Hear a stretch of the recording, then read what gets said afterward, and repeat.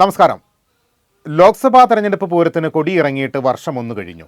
എന്നാൽ തൃശ്ശൂരിൽ വിവാദങ്ങൾ ഉപചാരം ചൊല്ലി പിരിയുന്നേയില്ല. സാംസ്കാരിക തലസ്ഥാനത്ത് താമര വിരിഞ്ഞതിൻ്റെ ഞെട്ടലിൽ തന്നെയാണ് ഇടത് വലത് മുന്നണികൾ ഇപ്പോഴും. എന്തുകൊണ്ട് തോറ്റു എന്ന് കോൺഗ്രസും CPIയും ഇഴകീറിയും കീറാതെയും ഒക്കെ പരിശോധനകളേറെ നടത്തിയതാണ്. പൂരം കലക്കൽ മുതൽ വോട്ട് ചോർച്ച വരെ ഇരുകൂട്ടരും കാരണങ്ങൾ ഒരുപാട് കണ്ടെത്തി. കോൺഗ്രസിൽ ചില ഇളക്കി പ്രതിഷ്ഠകളും നടന്നു. തൃശ്ശൂരുകാർ ഡൽഹിക്ക് ടിക്കറ്റ് എടുത്ത് നൽകിയ സുരേഷ് ഗോപിയാകട്ടെ കേന്ദ്രമന്ത്രിപ്പണിയും സിനിമാ അഭിനയവുമൊക്കെയായി ഇരട്ട റോളിൽ ഇടം വലം നോക്കാതെ മുന്നോട്ട് പോകുന്നു. അങ്ങനെ ഇരിക്കെയാണ് ദേശീയ തലത്തിൽ രാഹുൽ ഗാന്ധി ഒരു തെരഞ്ഞെടുപ്പ് ബോംബ് പൊട്ടിച്ചത്. വോട്ടർ പട്ടിക ക്രമക്കേടിൻ്റെ നാളും നാൾ വഴിയുമെല്ലാം രാഹുൽ ഗാന്ധി അക്കവും അടിവരയും ഇട്ട് നിരത്തിയതിൻ്റെ തുടർ ചലനങ്ങളാണ് ഇങ്ങ് തൃശ്ശൂരിലും അനുഭവപ്പെടുന്നത്.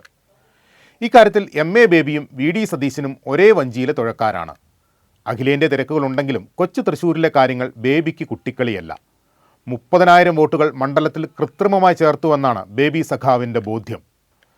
നരേന്ദ്രമോദി നിയമിച്ച തെരഞ്ഞെടുപ്പ് കമ്മീഷൻ തോന്നിവാസങ്ങളാണ് കാട്ടിക്കൂട്ടുന്നത് എന്ന കാര്യത്തിലും അദ്ദേഹത്തിന് സംശയമില്ല. 30,000-ലധികം വോട്ടുകൾ കൃത്രിമമായി ഇവിടെ പരിസര പ്രദേശങ്ങളിൽ നിന്നും ചേർത്തു. ലോക്സഭാ തെരഞ്ഞെടുപ്പിന് മുമ്പ് അവർ തൃശ്ശൂർ പാർലമെൻറ്റ് മണ്ഡലത്തെ തൊട്ടുകിടക്കുന്ന വ്യത്യസ്ത അസംബ്ലി മണ്ഡലങ്ങളിൽ വോട്ട് ചെയ്തു. തൃശ്ശൂർ ഈ നഗരത്തിൽ വന്നും അവർ വോട്ട് ചെയ്തു, വ്യാജ മേലുവിലാസങ്ങൾ നൽകിക്കൊണ്ട്. രാജ്യവ്യാപകമായി BJP ആസൂത്രണം ചെയ്ത വോട്ടർ പട്ടിക തട്ടിപ്പിന് കേരളത്തിൽ തെരഞ്ഞെടുത്തത് തൃശ്ശൂരായിരുന്നുവെന്ന് പ്രതിപക്ഷ നേതാവിന് വിവരം കിട്ടിയിട്ടുണ്ട്. വോട്ടർ പട്ടികയിലെ ക്രമക്കേട് തടഞ്ഞേ തീരൂ എന്ന വാശിയിലാണ് VD സതീശൻ. എന്നാൽ ഇത് കോൺഗ്രസിനെ കൊണ്ട് മാത്രം കൂട്ടിയാൽ കൂടുന്ന കാര്യമല്ലാത്തതിനാൽ ഒത്തുപിടിക്കാൻ മുഖ്യധാരാ രാഷ്ട്രീയ പാർട്ടികളെല്ലാം ക്ഷണിക്കുകയാണ് പ്രതിപക്ഷ നേതാവ്. തൃശ്ശൂരിൽ BJPക്കാർ സംഘപരിവാറുകാർ തെറ്റായ രീതിയിൽ വോട്ട് ചേർത്തു എന്നുള്ള പരാതി ഉണ്ടാക്കി. അതിനെക്കുറിച്ച് കൂടി ഗൗരവതരമായി അന്വേഷിക്കണം എന്ന് ഞങ്ങൾ ആവശ്യപ്പെടുന്നു. ഇങ്ങനെ അഖില കേരള മേജർ സെറ്റ് മാത്രമല്ല, തൃശ്ശൂരിലെ മൈനർ സെറ്റ് വേഷക്കാരും വിവാദത്തിൻ്റെ അരങ്ങിൽ തങ്ങളുടെ വേഷം ആടി തിമിർക്കുന്നുണ്ട്. തെരഞ്ഞെടുപ്പ് ഫലം വന്ന അന്നു മുതൽ താൻ എങ്ങനെ തോറ്റു എന്ന ചോദ്യത്തിന് ഉത്തരം തേടി അലയുകയാണ് VS സുനിൽകുമാർ. മൾട്ടിപ്പിൾ ചോയ്സ് ചോദ്യത്തിന് ഒരുപാട് ശരി ഉത്തരങ്ങൾ ചോദ്യക്കടലാസിൽ ലഭിച്ച വിദ്യാർത്ഥിയുടെ അവസ്ഥയിലാണ് അദ്ദേഹം ഇപ്പോൾ. മറ്റ് മണ്ഡലങ്ങളിൽ നിന്ന് തൃശ്ശൂരിൽ വോട്ട് ചേർത്ത RSS BJP നേതാക്കളെക്കുറിച്ചുള്ള ഗവേഷണത്തിലാണ് സുനിൽകുമാർ. കൃത്രിമമായും നീതിരഹിതമായും നിർമ്മിച്ച ഒരു ഇലക്ട്രോളിൻ്റെ അടിസ്ഥാനത്തിലാണ് തൃശ്ശൂർ പാർലമെൻറ്റ് മണ്ഡലത്തിൽ തെരഞ്ഞെടുപ്പ് നടത്തിയിട്ടുള്ളത് എന്ന കാര്യം വ്യക്തമാക്കപ്പെട്ടിരിക്കുകയാണ്. അത് അതീവ ഗുരുതരമായൊരു വിഷയമാണ്. 3ാം സ്ഥാനത്തായി പോയ K മുരളീധരൻ്റെ പഠനവും പരിശോധനയുമെല്ലാം നേരത്തെ പൂർത്തിയായതാണ്.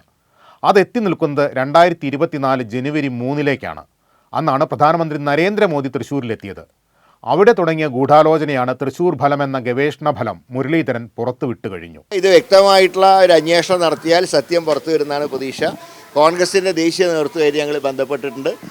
അവരുടെ ഉപദേശം അനുസരിച്ച് കാര്യങ്ങൾ നീക്കും. തൃശ്ശൂർ എടുക്കാനുള്ള മത്സരത്തിൽ കൃത്രിമ വോട്ട് ചേർക്കൽ എന്ന ഉത്തേജക മരുന്ന് ഉപയോഗത്തിന് പിടിക്കപ്പെട്ട് നിൽക്കുകയാണ് BJP. കുറച്ച് കള്ളവോട്ടുകൾ തല്ലിക്കൊഴിച്ചാലും 3,00,000 ഭൂരിപക്ഷത്തിനല്ലേ സുരേഷ് ഗോപി ജയിച്ചതെന്ന V മുരളീധരൻ്റെ സെൽഫ് ഗോളോടെയാണ് BJP പ്രത്യാക്രമണം തുടങ്ങിയത്. MT രമേശിൻ്റെ ആമയും മുയിലും സാരോപദേശ കഥയും ഏറ്റില്ല. അങ്ങനെ ഇരിക്കുമ്പോഴാണ് CPM തന്നെ ഒരു വടി അങ്ങോട്ട് നീട്ടിയത്. സുരേഷ് ഗോപിയുടെ MP ഓഫീസിലേക്കുള്ള മാർച്ചും അവിടെ നടത്തിയ കരിയോയിൽ പ്രയോഗവുമൊക്കെ BJPക്കാരെ പ്രകോപിതരാക്കി. കൊടിയെടുത്ത് നേരെ CPM ജില്ലാ കമ്മിറ്റി ഓഫീസിലേക്ക്. പിന്നെ കണ്ടത് പരസ്പരമുള്ള പോർവിളി, കല്ലേറ്, ലാത്തിച്ചാർജ്. സിറ്റി ജില്ലാ പ്രസിഡന്റ് അടക്കമുള്ള BJPക്കാർ ആശുപത്രിയിലായി. അങ്ങനെ നായകൻ്റെ എൻട്രിക്കുള്ള ചേരുവകളെല്ലാം ചേർന്നു. കുറെ കാലമായി കാണാത്തത് കൊണ്ട് ഈ ഡയലോഗോടെയായിരുന്നു രംഗപ്രവേശം. ഓർമ്മയുണ്ടോ ഈ മുഖം? മാധ്യമങ്ങളോട് മിണ്ടാതെ ഉരിയാടാതെ വേണം തൃശ്ശൂരിലെ ക്രിയകളെന്ന് ഡൽഹിയിലെ ബ്രഹ്മദത്തൻ നമ്പൂതിരിപ്പാടും പരികർമ്മികളും പറഞ്ഞുവിട്ടത് അക്ഷരം പ്രതി അനുസരിച്ചു.